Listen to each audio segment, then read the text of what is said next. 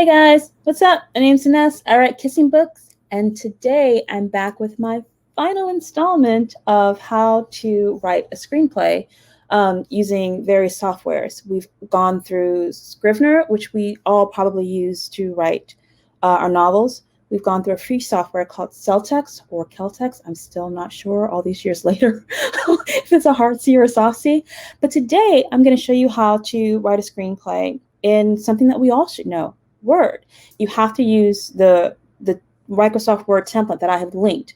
Otherwise, you can't just go into Word and think this is going to be there. This is a template that someone created. I guess someone named Cynthia Randall created. I've had this thing for years, and I just give it to students who can't afford to buy the industry standard, which is called Final Draft, and aren't comfortable with Celtex. They prefer Word.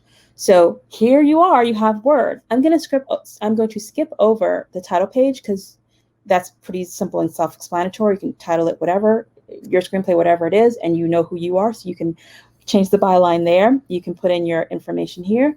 But here's what we have been looking at. We have been looking at the 4 parts of a screenplay, which is the scene slug, the description or the action portion, the character's name, and then the character dialogue. And it's all here.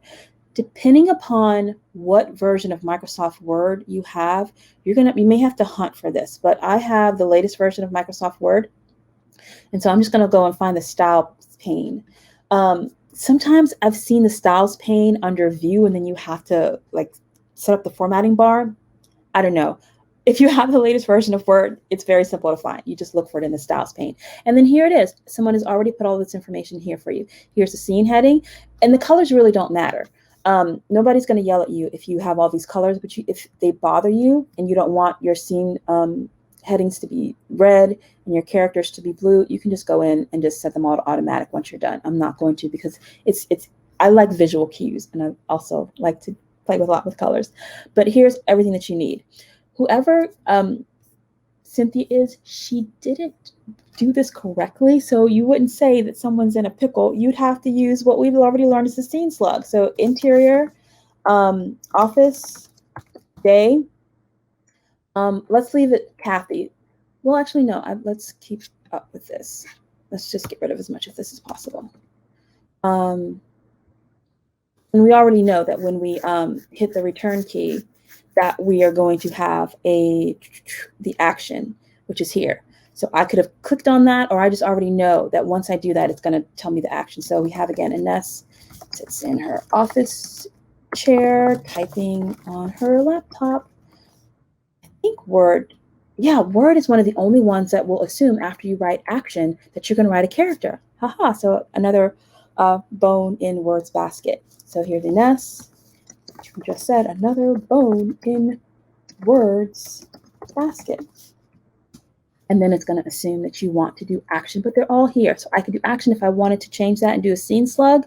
I could change that. Exterior, porch, afternoon. Ness walks outside and looks up at the sun.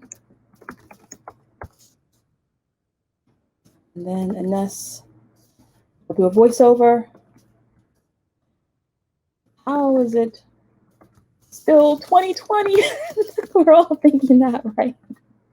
And I can keep going on and on. Since we're here and I see the fade in up at the top, let me talk about that a bit. We didn't talk about transitions before. You want to be careful. Here's the thing about screenwriting, guys. Once you sell that script, sell it for as much as you can, because once you sell it, it's no longer your story. It's going to go through a producer's hands who's going to change some things around. Then it gets handed off to the camera operator and the lighting director, who are going to put their own stamp on it. And then it goes to the actors, who are going to put their own spin on the characters. And I'm not done, because then it has to go to the editor, who's going to put it all together. So it's truly a collaborative thing, the world of media.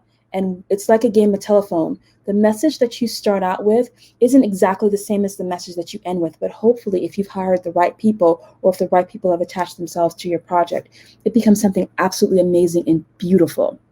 I've never regretted selling anything. That being said, be careful about the direction that you put into your script. One, because you're not the director, and two, because you're not the director. The director is going to probably ignore any direction you put in here. So if you say Ines sits languidly with her arms laid back in her office chair, you got a director who might ignore that. You have an actor who's going to interpret that their way. So my point is, don't go crazy with the direction trying to get someone to behave the exact way you want them to in your script, because there's going to go through too many hands. That's why I'm a minimalist, because I've been on both sides of this. I've been the screenwriter, I've been the producer. So Ines sits in her office chair. It's really all you got to say.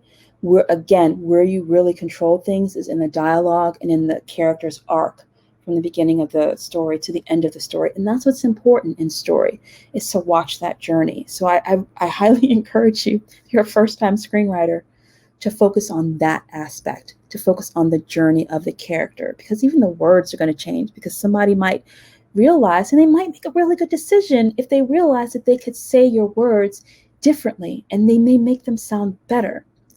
They might not, but it's out of your hands by then. I'm still trying to tell you about transitions. I'm a storyteller. Sometimes I tell stories. So all scripts fade in, and all scripts at the end fade out from black. So that's something that just goes there. If you forget it, it's not a big deal. So you fade in, you fade out, and transition in is in each of the softwares that we've been through. I just didn't show it to you. And transition out is in each of those softwares, but you pretty much only use it at the beginning and then again at the end. You want to be careful about doing putting other transitions in there, like dissolve or wipe, or if you're thinking Star Wars, how they would wipe across the screen. Again, you're not the director, you're not the editor, and they may just ignore you, and they may kind of get an attitude. I've gotten attitudes before where a screenwriter was trying to direct my piece, when that's not your job. Your job is to tell an amazing story. The producer's job is to produce an amazing story. Cameraman's job is to get the best pictures. The actress's job is to get the best performance, and the editor's job is to put all those pieces back together and tell a brilliant story. And at the end, you would write the end. If you don't have a style saved for the end, you can just take it back to character. Is there anything else I should tell you? I have a war against parentheticals. Do you have parentheticals in here? Oh, you do. You do.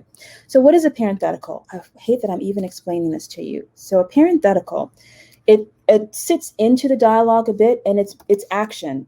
Ines sighs heavily. And then I would go on to say something else. Dialogue. I hate parentheticals. Parentheticals. Because it's directing again, and the only time I use a parenthetical is very specifically, I will say beat. A beat is a pause, and if it's a pause in the conversation, a pause in the dialogue, it's a pause for a specific reason. It's for dramatic effect. Other than that, I do not use parentheticals. I don't recommend that you do it either, because again, you're not the director.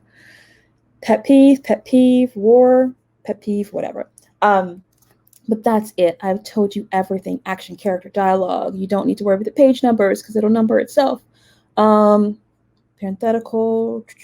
Everything else you can pretty much pick up. But those are the basics, and a little bit beyond the basis of what you need in order to get started writing your masterpiece, your Academy Award-winning script that everybody is going to be talking about from now until the end of time. So good luck with that. And I'll see you in my next video. Bye, guys.